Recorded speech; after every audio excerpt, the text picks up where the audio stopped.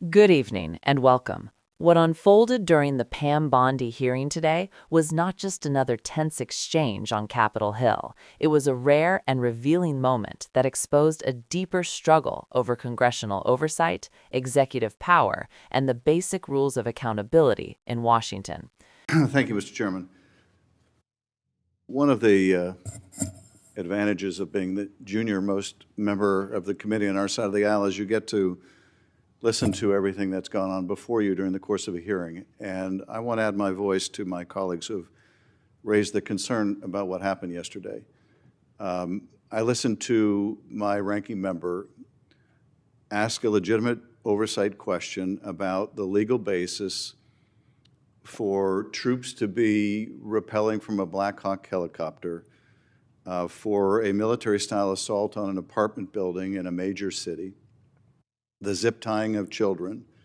What was the legal basis for this? I heard my ranking member ask that very simple question, that completely appropriate question. If that's not an appropriate oversight question, I don't know what an appropriate oversight question is.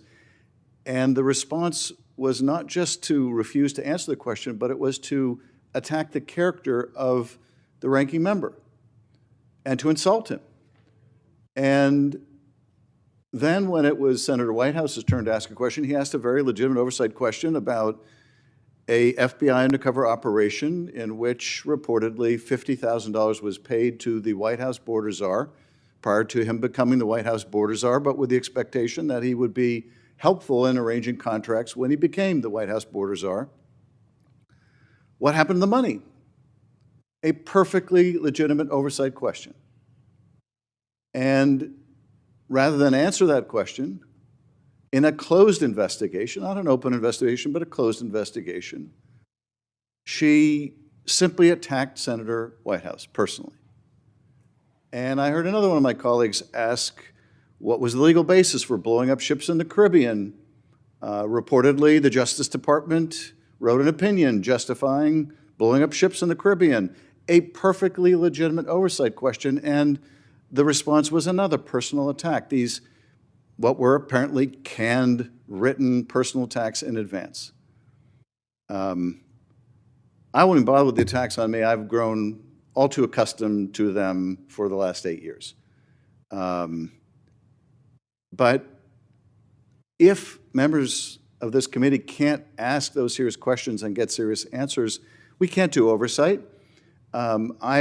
I'm new to this committee. I spent about a decade on the House Judiciary Committee. I never saw a hearing like this with a cabinet officer. And if I did and some Democratic cabinet officer were to personally attack each of my Republican colleagues, I would call for a stop to it. It would be disgraceful. And I understand the reluctance to criticize on your side of the aisle one of the Republican cabinet members. But if this becomes the template for future hearings, we won't be able to do any oversight and things will just degenerate. These questions deserve answers. I would expect that if troops were rappelling from helicopters in any city, in any of your states, and hog-tying children, you would want to know the legal basis. And so would I. We are going to submit for the record in written form the questions that the Attorney General refused to answer. I would hope, Mr. Chairman, you would join us in submitting those questions. They will have a much better chance of being answered if you join us in submitting those questions. But I would hope also in the future that if a witness, rather than respond, simply attacks our members, that it be stopped. That the witness be instructed to either answer the question or to state why they're refusing to answer the question, but to refrain from personal attacks on the members of this committee. That would be my request. And Mr. Chairman, I'm really grateful to be on this committee. And I appreciate every interaction I've had with you. You have, in our personal interactions, always been eminently fair. If I didn't think that you were of that character, I wouldn't even raise this because there wouldn't be a point. But I would ask that we not have another hearing like that one, and that you join in our legitimate oversight request. And with that, I yield back, Mr. Chairman. I thought that I set the decorum for a hearing, oversight hearing, when I said before we asked the director of the FBI any questions or any statements that we should, both sides, treat each other with respect. And I even said to Patel, if you don't get a chance to answer your questions, I'll give you an opportunity after the senators finished for a few minutes to respond whatever you didn't get a chance to say. And you know how that meeting turned out. And particularly from your side of the aisle, a lot of strong statements about the FBI director. Whether they were legitimate or not is beside the point. It didn't follow the decorum, and obviously the director of the FBI didn't follow the decorum. So I don't know what more I can do than plead with my people who are fellow senators to follow a certain decorum, and I assume it would be followed on the other side. I don't appreciate the insults that went to Democrat members, particularly where they were wrong, but after seeing how senators handled the FBI director, I guess I felt that just let the show go on the way the senators wanted to go on. And that's what developed as a result of it. That may be a weak excuse for what happened that day, but I thought things didn't work out the way I expected them to when the FBI director was here, and some of the people on your side of the aisle were some of the ones that were screaming and yelling and talking over the FBI director. Meeting adjourned.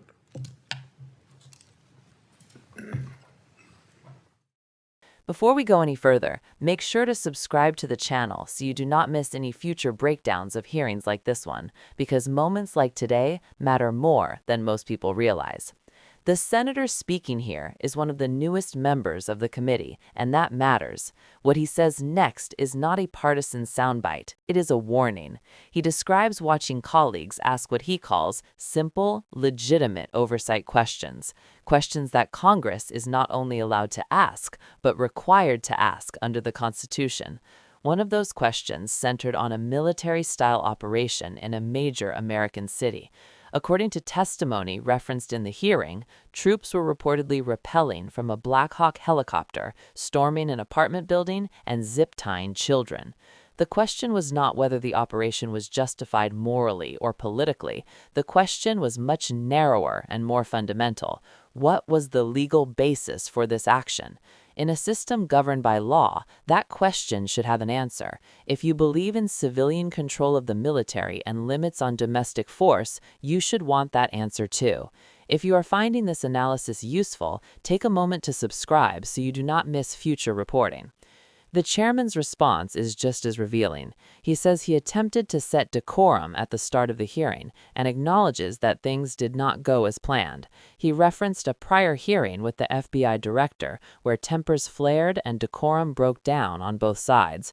His explanation is essentially that once the hearing devolved, he allowed it to continue rather than intervene forcefully. The hearing ends not with resolution, but with frustration, and that is the real takeaway. This was not just about Pam Bondi or one contentious exchange. It was about whether Congress can still function as a check on power, or whether hearings are becoming arenas for scripted conflict rather than accountability. If you want to continue learning what these moments mean and why they matter beyond the headlines, subscribe to the channel now and stay with us as we keep breaking it all down. The chairman's response is just as revealing. He says he attempted to set decorum at the start of the hearing and acknowledges that things did not go as planned. He referenced a prior hearing with the FBI director where tempers flared and decorum broke down on both sides. His explanation is essentially that once the hearing devolved, he allowed it to continue rather than intervene forcefully. The hearing ends not with resolution, but with frustration, and that is the real takeaway. This was not just about Pam Bondi or one contentious exchange. It was about whether Congress can still function as a check on power, or whether hearings are becoming arenas for scripted conflict rather than accountability. If you want to continue learning what these moments mean and why they matter beyond the headlines, subscribe to the channel now and stay with us as we keep breaking it all down.